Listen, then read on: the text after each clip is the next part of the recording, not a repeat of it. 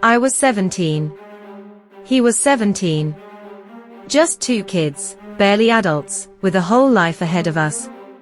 We met through mutual friends at church. A place you're supposed to feel safe. A place where you're taught about forgiveness. He used that against me. He used that as his shield. He thought that because he said sorry, Jesus would forgive him, and that meant I was supposed to, too. He thought he could disappear. He thought he could become a ghost. He did not know that I have a talent for finding ghosts. And I was about to remind him that some ghosts, they never truly go away. If you have ever had someone hurt you so badly you thought you would never recover. If you have ever felt like your justice was stolen, hit that like button, subscribe, and get ready for a story about finding the courage to take back what was always yours. My story began on a mountain. He asked me to go for a drive, and I said yes. Why would not I? I trusted him. We had mutual friends, we were in the same church youth group. He had a reputation for being a nice, respectable guy. A good son. A good friend. But what happened on that mountain, it changed everything. He pulled over at some secluded lookout point. A place where no one would hear me scream. The air grew thick with tension. I immediately felt the shift, the danger, the terrifying coldness. I told him I wanted to leave. I said no. I told him I felt unsafe. I begged him. He did not listen. My phone had no service.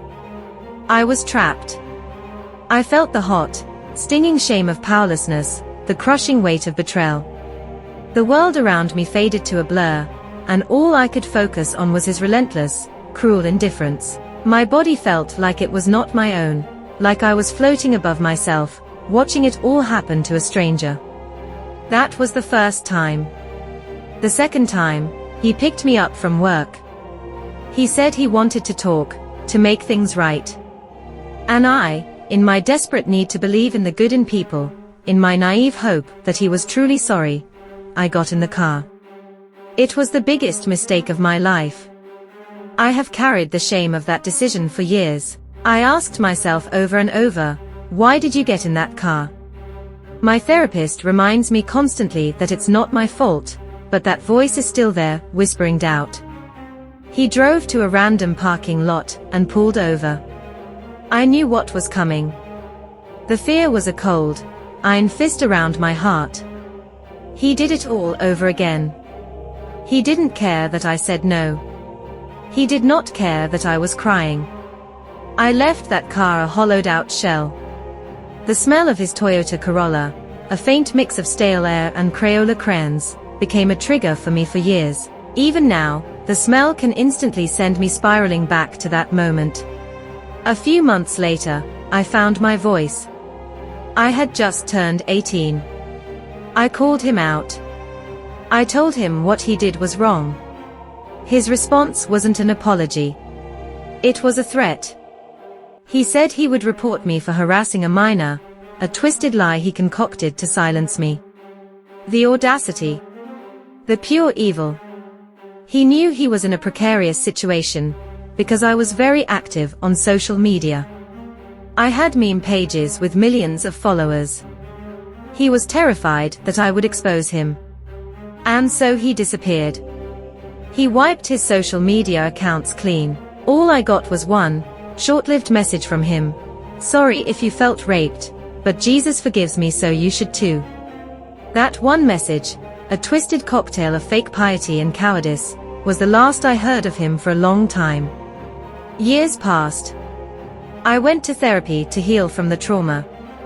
But the trauma clung to me. It manifested as a near-constant feeling of disassociation.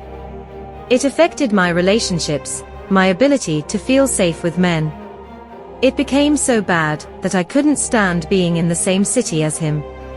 Driving by that parking lot, seeing that mountain, it all felt like an open wound. I moved across the country to get away from him and the memories he left me with. I was a ghost. He was a ghost.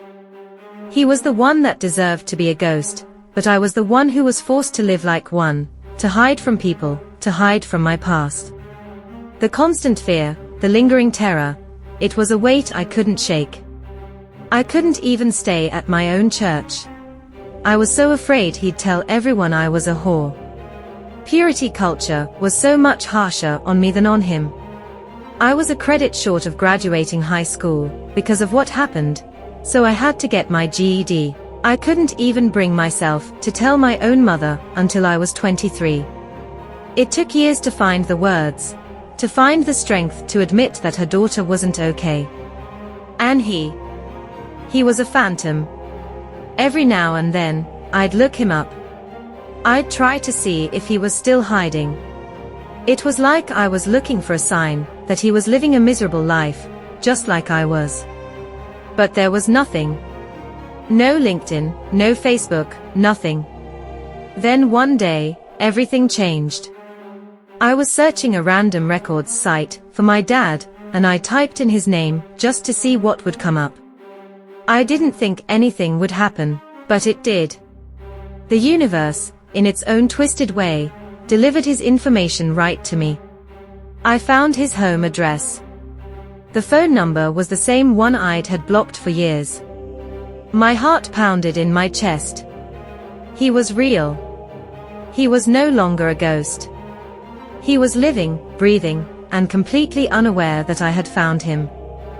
I'm 26 now. It's been 9 years since that first night on the mountain. My life is so different. I'm still in therapy, still dealing with the aftermath, but I'm getting better. But one thing remains the same. I haven't forgotten what he did. And I want him to know that he didn't get away with it. I want him to feel the fear I feel when I'm alone with men. I want him to experience the terror of knowing someone is out there, someone who knows exactly what he did. I don't want to confront him myself. I don't think I could handle seeing his face again, but I want justice. I went looking for a way to get my revenge, to expose him. I found out there are Instagram and TikTok accounts out there that go after people like him, people who prey on the innocent and think they can hide. He might have erased his digital footprint, but he couldn't erase the past. I'm going to make sure the world knows what kind of person he is, and what he did to me. I did it. I contacted a team of digital vigilantes. They looked at the evidence I had, the screenshots, the phone number, the address, and my account of everything that happened. They went to work, they took his name and exposed it to the world. And not just to the internet, but to his own community. And the reaction was immediate. People who knew him, his family, his friends, his neighbors, they all saw. They saw what he did. He lost his job. His friends cut him off. He was ostracized from the community. His world, which he had so carefully rebuilt and hidden away, came crashing down. I didn't have to face him. I didn't have to say a word. All I had to do was tell the truth. I had to finally take back my story and use it to hold him accountable. He was finally a ghost for real, hiding in his own home, in his own city, a pariah. And for the first time in 9 years, I didn't feel like I was a ghost. I felt like I was real. Justice can take time. It can feel like it will never come. But when it does, it's a powerful thing. It's a reminder that even when you feel powerless, you still have your voice. And sometimes, that's all you need. If this story gave you a sense of vindication, smash that like button and tell us in the comments, what's the most satisfying revenge you've ever witnessed? And of course, subscribe for more stories like this.